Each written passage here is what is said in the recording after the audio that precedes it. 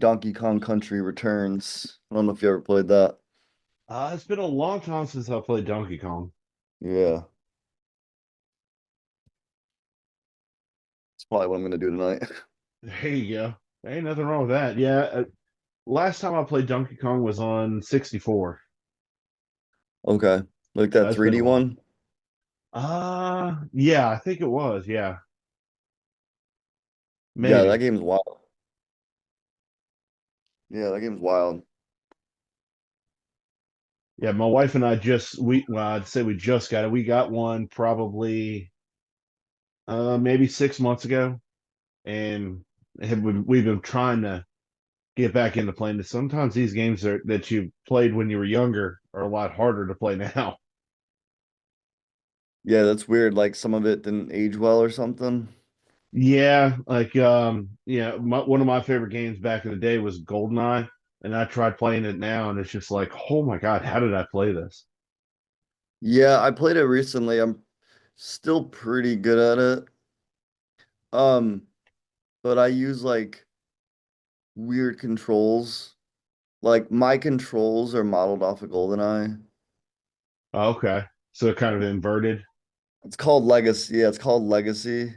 If you play like Call of Duty or Halo and you go into thumbstick layout, you'll Hmm. have like you'll have default like Southpaw, and then you'll have Legacy, and then Legacy Southpaw. I remember seeing that in Halo. Yeah. Yeah, and what that does is it makes the right analog stick strafe you left and right, just like in GoldenEye Okay. with the C buttons. Yeah, I could. I guess if you're not used to it, that would be a little difficult. But if you're used to that, that would be pretty unique. But the aiming is weird, where you have to hold down the trigger and move the crosshair. Yeah. Like Yeah, that's that was hard to get used to. well, back in the day, that was like the best thing ever. Yeah. And I Yeah, can't believe it's been that long. I don't think it aged well either because there's so many better FPSs out there now. Right. And they all pretty much use the same controls now. Yeah.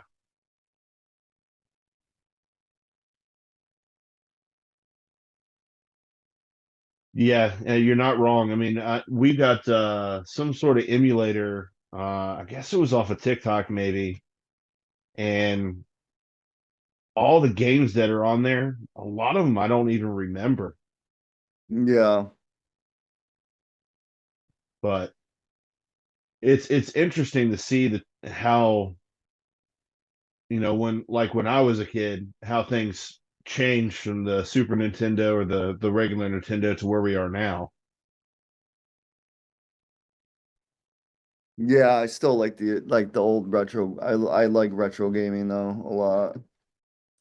Yeah, I remember playing. I think it was maybe just the first Mario on the regular NES, and all the stuff you could do with that. And if you knew where to go, you had the secrets you could go down and secret blocks you can break and all kinds of stuff.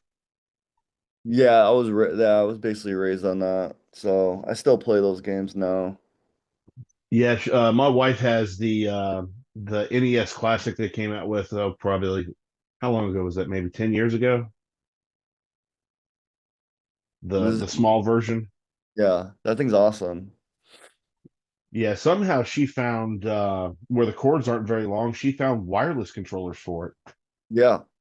Yeah, and that's I probably didn't even know that was a thing. yeah, that's probably your best bet nowadays. Yeah, yeah, exactly. Everything's wireless now. Yeah, I almost forgot that they weren't wireless at some point. You get so used to this stuff. yeah, yeah, exactly. That's one of the things I learned about the when we got the 64 is they actually make wireless controllers for that now, Yeah. and I didn't know that.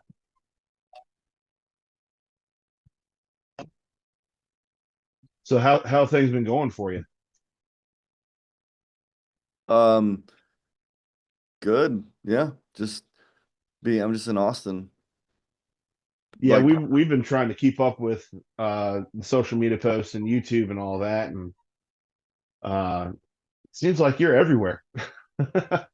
yeah, for the past year it was, yeah, for sure.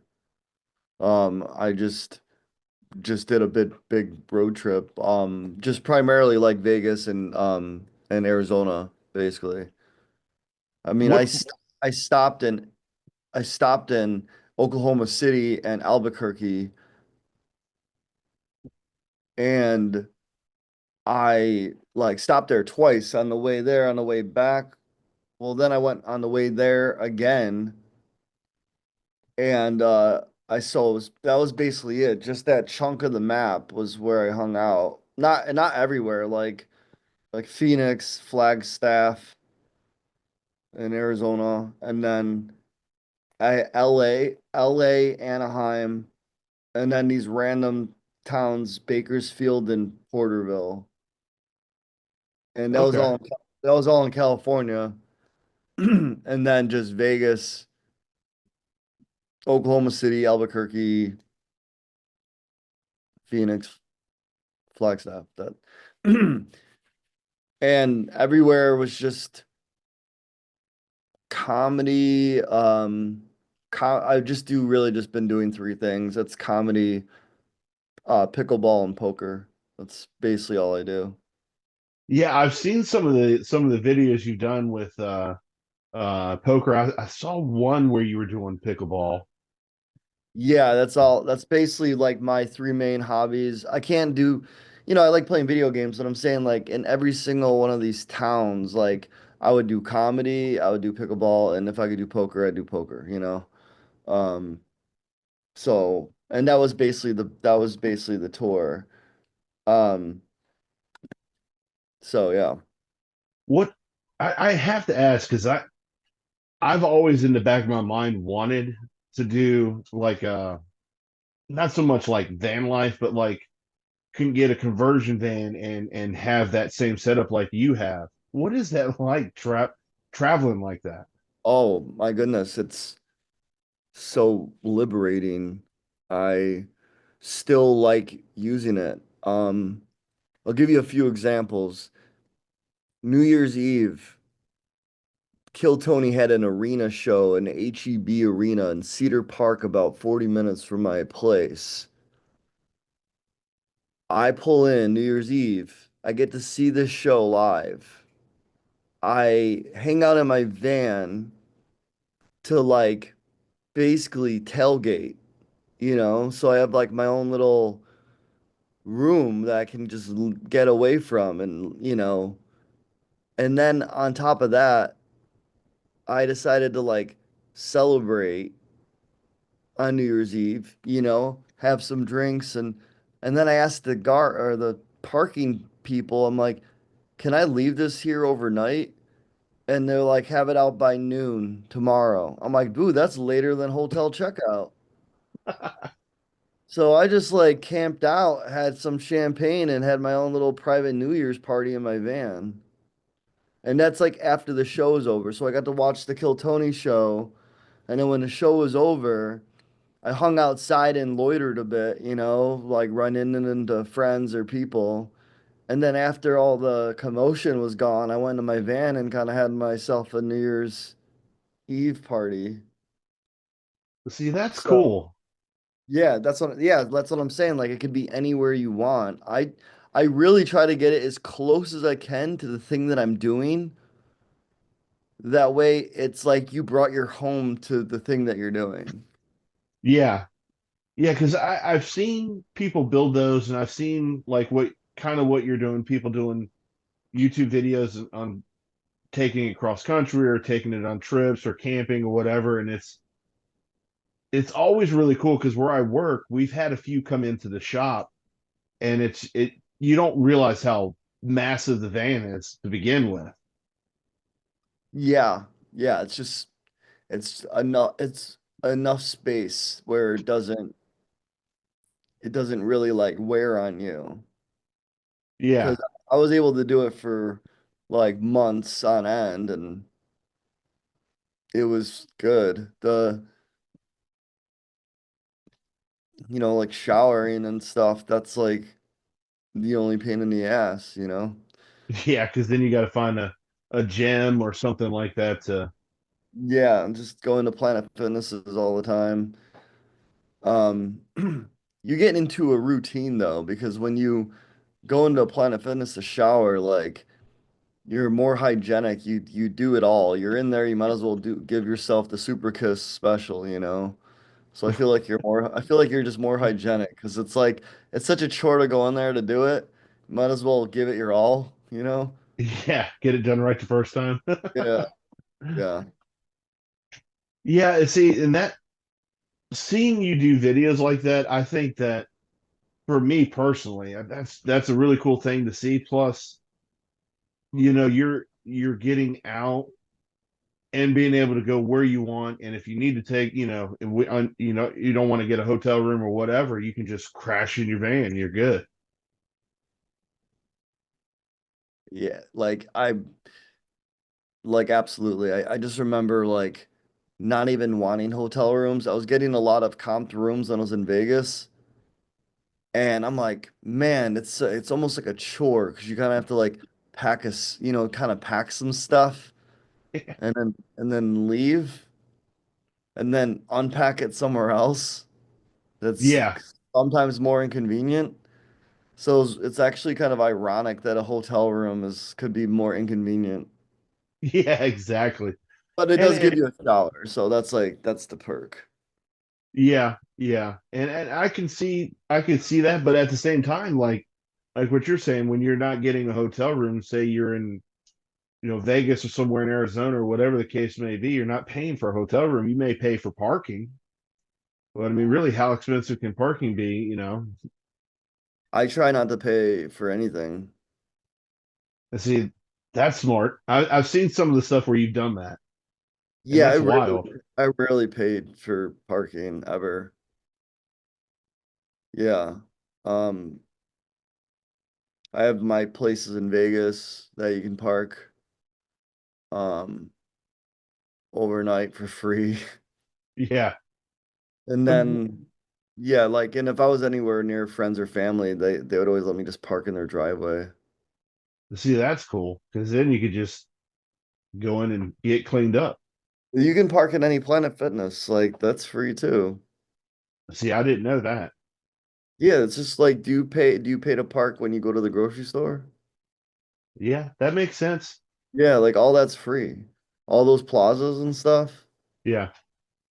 Yeah, you just gotta I think that's one of the things you kind of either decide to learn yourself or watch those YouTube videos where people will break down like best places to park. Like people said police stations. I'm like, I don't want to park at a police station. Some airports, which is fine. Airports or not airports, hotels, which is fine. But the problem with hotels is sometimes, you got to find out if they have parking rules. You know what I mean? Like that's not foolproof either. Like hotels aren't foolproof. Yeah. They're safe, but they're not like like sometimes they'll when you check in make you put something on the dash. You gotta like make sure that it's free. You know what I mean? You don't want to get a knock later or towed or even like a ticket from Hilton or you know what I mean? Like Yeah. so hotels aren't really the best either. I think someone did say, well, airport's pretty easy. I fell asleep in the airport at Vegas. I had a really early flight and I'm like, you know what? I'm not gonna be gone that long. Let me just park my van in the oversized airport lot. It wasn't that much money. I think it was like $9 a day or something. So I'm like, that's not, oh, that's why I did it. It was cheaper to park my van than to Uber back and forth. Wow. Well, that makes good financial sense for sure. So let's say I parked it for free at my buddy's place. It would cost more for me to from my buddy's place and then Uber back to my buddy's place to get my van. So I just drove the van to the airport and parked it in an oversized lot. But because my flight was at 4 in the morning, I drove there in the oversized lot the night before and I woke up at like 3 in the morning, and all I had to do was open up my van, and I'm in the terminal. So it's that type of convenience that is incredible. Yeah. Yeah, and I would have never thought parking at a hotel, or not a hotel, but an airport would be that inexpensive. I guess it depends too. It depends because I think Orlando is pretty, it's like $16 a day. So I think it's more there. But it's not that much. Like, they have a lot of they're probably making a lot of money off of it because like, a lot of people probably do that, you Yeah, know.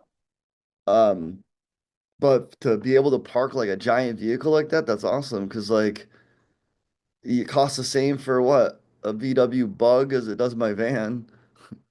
yeah, And I felt safe there. I mean, I'm in the airport parking lot. What kind of crime happens in an airport parking lot?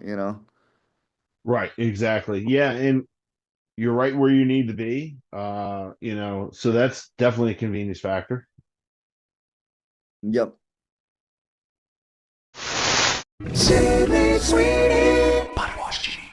Let's face it, guys only want one thing. Wish I had something natural instead of this synthetic body wash. Sydney Sweeney, body wash genie? Dr. Squatch Natural Body Wash for men. They're tired of smelling thirsty. Sydney Sweeney. Holy coconuts, it even smells natural. And it's moisturizing. At the end of the day, they just want to crack open a natural one with the boys. Sydney Sweeney, body wash genie. Dr. Squatch Body Wash for men who prefer natural. A few moments later. I have to ask you because last time we talked, you were in the process of moving. What was it like to live in a Tesla? It wasn't good. Looking back, I'm glad I did everything I did for the experience, but had I had I done things differently, I would have started with the van instead of the Tesla. Yeah, because I would imagine that not only is cramped, but you don't have half the amenities you do in the van.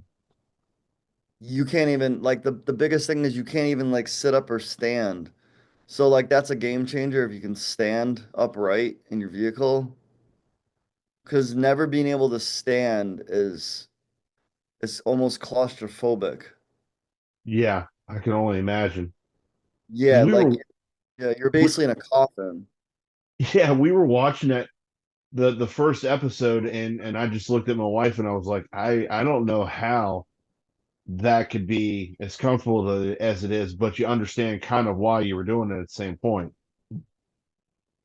I should have done the van. The reason I did the Tesla was because I was firmly believed I didn't want to go back to like a gas vehicle and like having to like the thing self-driving was I got so used to self-driving that I'm like, I just want this. I'm gonna be driving a lot. I might as well have the self-drive. I'm prioritizing self-drive. Then I get the van and I'm like, nope, I want to prioritize a place to sleep and you know what I mean? Like amenities like a microwave and a fucking bathroom, you know what I mean? And like a Yeah, fridge. Like you don't have any of that in your car. You have none of that. yeah, But it drove itself. Whoop-de-doo. Like honestly, I'd be really kind of pissed. Well, not pissed. I'd probably end up buying it. But if Elon made like a mobile home, I would just buy that and live out of that probably as long as you know what I mean? Like yeah, as long as I could, as long as like if I'm just saying like I could get into a relationship, obviously, and a girl's gonna be like, you ain't, we're not living in that, which I understand. But I bet he would make a badass like mobile home. yeah, yeah. And it's probably only a matter of time before that happens because he's coming out with everything else under the sun. Yeah, he totally should. I mean, like, dude, like, first of all, that'll probably help with a lot of the like again with housing problems, but it probably would be out of the budget for like, you know what I mean? Like, I think if you want to do something super economical, he needs to create like, you know what they're called, like boxcar houses or something. Yeah, I've heard of that. I haven't seen them, but I've heard of that. Dude, they're wild. They're just like shipping crates. That's what they are. The shipping crate. they're shipping crate houses. They're made out of like old like just shipping crates, like these giant like boxes. Yeah, actually, you know what? Now you say that I have seen a couple videos like where people are putting them together or putting them a little far apart and making People are A-frame making like houses. frame, yeah, people are making gotten really creative with them. There's one in like the Joshua Tree area that looks like a tree. It literally is like they're coming out at 45-degree angles, the box cars, and I'm like, this is nuts, man.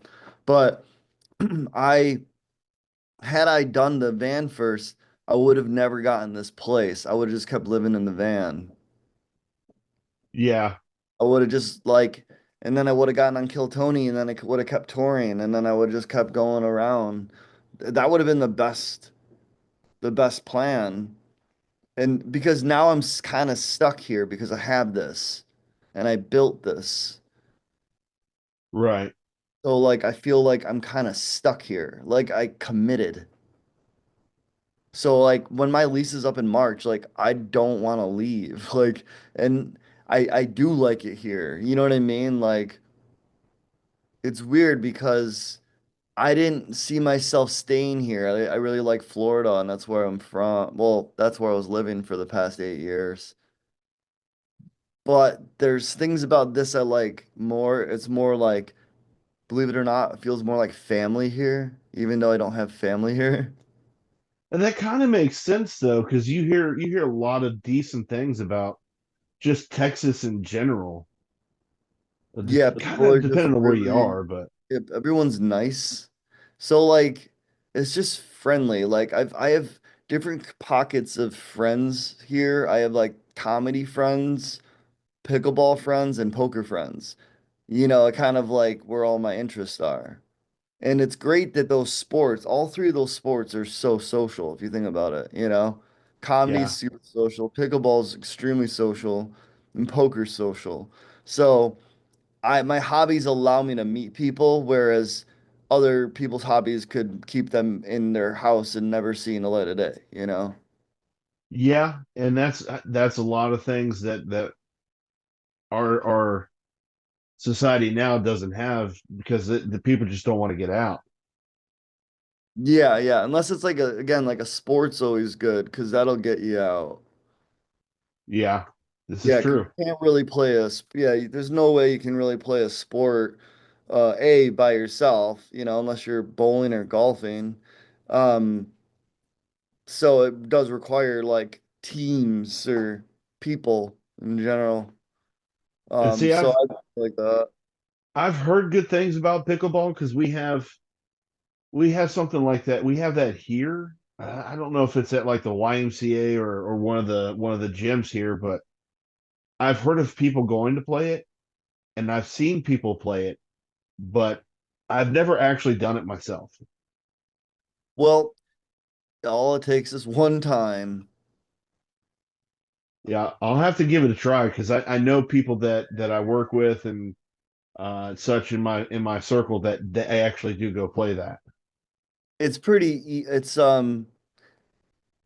it's pretty easy to pick up and it's like a lot of fun to play. So it's kind of spreading like crazy, like the hype of pickleball, the manufacturers that are creating the paddles and the rackets.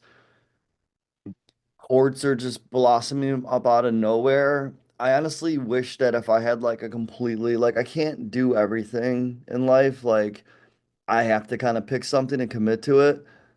But to cement a court costs like 10 grand. I don't know how much all the real estate costs, like the land, but man, wouldn't it be awesome if I could just do a comedy club, poker hall, restaurant, bar that has pickleball? You know what I mean? Yeah, kind of combine the two. Combine all three, you Oh know? yeah, yeah. Sorry. Uh, yeah, right? Just the more the merrier, right? It's like those, you know, those all-in-one pool tables that turn into ping pong and air hockey as a kid. Yeah. Be like one of those things. That would be so fun. But anyway, yeah, um, that's basically the thing about Austin is that's I actually have like a new life here, and then Orlando will probably kind of make me think too much of like my past relationship, which can get like super painful to come up. Um, which is why like cleaning out the storage unit is so hard to do. I have to do it, but I'm like, it's just like I would have to be surrounded by fun company or something because being in there alone is like it's just torture, you know? Yeah. This is everything you grab. You're like, huh, huh, you know, So, Yeah, and of course, like anything that you have in your life, it's attached to some sort of memory, whether it be good or bad. yeah, yeah. So I could definitely understand that, and that is definitely very difficult. But at the same time, like you're saying, you got to do it, and it's one of those things where it could be, for lack of better terms, shedding the skin and being able to move on. Do you know a lot about the details of the case? I know some of it. I know we talked a little bit about it, what we could last time. Um, but I don't know a whole When did lot of we the talk? updates. Because like, did we talk before or after the lawsuit? I think it was right as everything was going down because I think you were in the middle of moving, and I can't remember if you were in a hotel or what the case was there. During the actual podcast? Yeah. I just had nothing. There's just nothing left in the house. So you're right. It had to have been after the law. Yeah, the lawsuit already happened. This would be like right before the new year, probably. I think so. Yeah. So I moved in the new year. So we're picking up like literally a year. And Right about it. Yeah. yeah, a year and like a couple weeks. Yeah, I But think so. Yeah. yeah, so you don't like you probably don't. There's a lot of drama on the internet regarding all these account like all the comments and stuff. So Oh, I they can I believe it because I've had it. There were a couple of comments on the video that you and I did last time, and I was just, it's like people are just stupid. yeah, yeah, yeah. So what that's doing though is it's causing a lot of problems because um all these people are like hating on like sending all these hate messages over to Julia, and I almost like I can't there's nothing I can do. I could go online, I could be like, stop doing that. I appreciate the support. It's not helping because she thinks that I'm telling you all to say this to her. I'm like, I am not telling you to say this to her. I do not want you to say this to her because it makes my life a living hell if I'm being blamed for the hate. Right. So, so I'm like, so I want to make a video just saying like, just stop doing it. But if I do that, everyone's gonna do it more. Like, you can't stop anyone from like saying what they want to say. Yeah, and So, everybody's going to have their own opinion, but the but I'm but getting most blamed people don't. for it. Yeah, and then most people, in my perception of things, especially when it comes to online, there's a lot of that online bullying sort of thing, kind of like what you're saying, but it's like people don't understand what you're actually going through and how that affects you when they do that either. Yeah, but I mean, the problem is that regardless of hate, you're gonna get that no matter what. The problem is that I'm I'm like I'm pretty much getting sued because of the hate. So like so like someone will say something like you cheating lying thief or whatever. They'll say that to her.